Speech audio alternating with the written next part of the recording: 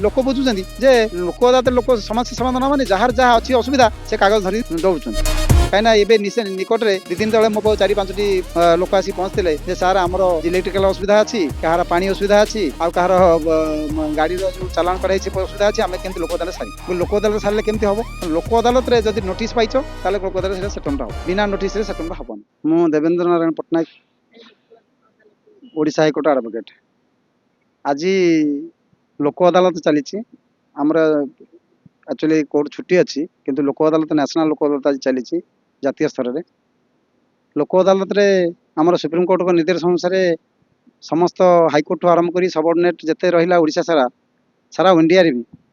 आमर केमिति आपसिक समाधान माध्यम मीडिएशन माध्यम केस समाधान हो पार ताकू बेस करी सुप्रीमकोर्ट राय देते जे आमे जिते शीघ्र हम लोक अदालत माध्यम आम केस समाधान करवा एवं कोर्ट रु केस जल्दी सारिबा एवं तार जल्दी शीघ्र डिस्पोजाल पाई व्यवस्था कराई किंतु लोक अदालत बाबा मु गोटे कथा कहबी जे लोक अदालत होची लोकंकर अदालत जोठी साधारण जनसाधारण निजे रही तांकर सपक्ष विपक्ष जुक्ति रखी से तांकर समस्या समाधान करियारे सक्षम हवा कथा तार रास्ता होची सेया किंतु एठी कोर्ट लेवल जो केस पेंडिंग रही से केस रे उभय पक्ष वकिल एवं पक्ष तांका भितरे किछि मिलामिशा व्यवस्था करा जाए से व्यवस्था माध्यम लोक अदालत को केस पोस्टिंग करा जाए आ केस सरिया जल्दी सरिबो ता व्यवस्था पाई से सब जज आमर जस्टिस आउ जिते रहिले सबऑर्डिनेट कोर्ट समस्त टार्गेट दिया है जब लोक अदालत केस सारिबा जिते केस डिस्पोजाल सब लोक अदालत देखा जाए किंतु मो कहया कथा लोक अदालत रे आपण माने देखिबे प्रायतः जिते केस पड़ुची लोक अदालत रे सब जगह केस आप देखिए इंश्योरेंस कंपनी बैंक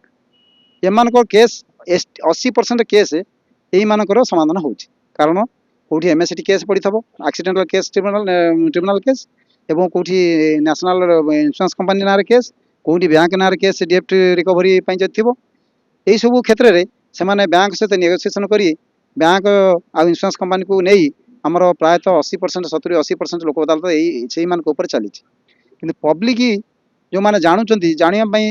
जाना परिस्थिति को आसवा बेलू से केवल टीवी न्यूज शुणुंट नेशनल लेवल आज लोक अदालत चली लोक अदालत में यही सब जिते समस्या समाधान हम किंतु लोक जानती लोक बुझुं जे लोक अदालत लोक समस्या समाधान मानी जार जहाँ अच्छी असुविधा से कागज धरी दौड़ कहीं निकट में 2 दिन तले मो 4-5टी लोक आसी पहुँचते सार आमर इलेक्ट्रिकल असुविधा अच्छी कहार पानी असुविधा अच्छी आउ कहार गाड़ी जो चालान कराई असुविधा अच्छी आम केमती लोक अदालत सारी लोक अदालत सारे केमती हम तो लोक अदालत में जब नोटिस पाइच ताले लोक अदालत सेटलमेंट हम बिना नोटिस सेटलमेंट हम तेणु लोक अदालत हाँ गले पूर्व गोटे प्रोसीडिंग दरकार से प्रोसीडिंग रे तुमको नोटिस दरकार नोटिस हेले तुम लोक अदालत आसी ता माध्यम तुम केस समस्या किंतु यही परिप्रेक्षी जेहेतु लोक सचेतन नुहति जे लोक अदालतटा कौन लीगल एड संस्था रही लीगल एड सचेतन करूना जे लोक अदालत संस्था कौन लोक एवं भी जानते लोक अदालत कौन हो तो लोक अदालत में कौ समस्या समाधान हो पार ता भी लोक समस्या पहुँची पारनी लोक सचेतन से बाबद हो पारना कारण सरकार कोटी कोटी टका खर्च हो लीगल एड सर्विस अथॉरिटी माध्यम जे लोक सचेतन करने आईन सेवा संस्था रही आईन सेवा माध्यम लोक अदालत व्यवस्था भी रही ये माध्यम आमर केस जहाँ रही आम कोर्ट कचेरी को जीवानी कोर्ट कचेरी न जाई केमती समस्या समाधान हम आम भितर तापाई व्यवस्था हो पार रही किंतु से व्यवस्था लोक जेहतु सचेतन पब्लिक सचेतन होना तो ये लोकंर अदालत केम चलो तो लोकंर अदालत चलने प्रथम लोक सचेतन दरकार एवं एमती तो जदि से प्रकृत में जब लोकंर समस्या रहा समस्या बाबद हठात लोक आसिले इमिडिएट से समस्या को नहीं आम प्रोसीडिंग कर समाधान कर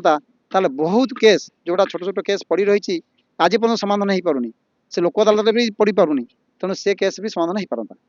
तेणु से क्षेत्र सरकार एपर्यंत आवार नुहति आ लोक अदालत करने जुडिशियल डिपार्टमेंट जो करा जुडिशियल डिपार्टमेंट सारा देश में एटा पब्लिकली एवं एडमिनिस्ट्रेटिव एग्जीक्यूटिव एम जरिए प्रचार प्रसार हवा दरकार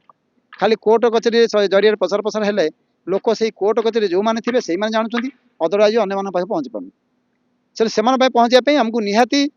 यही भाया सिस्टम रे आम जदि प्रचार प्रसार करवा ताले लोक अदालत बाबद लोक जानवे ଏବଂ ଲୋକ ଅଦାଲତ ହେବା ପୂର୍ବରୁ ଯେଉଁ ପ୍ରି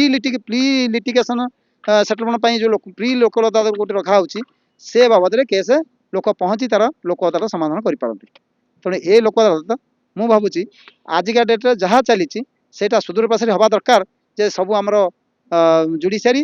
ଆମର ଆଡମିନିଷ୍ଟ୍ରେଟିଭ୍ ଏବଂ ଲେଜିସ୍ଲେଟିଭ୍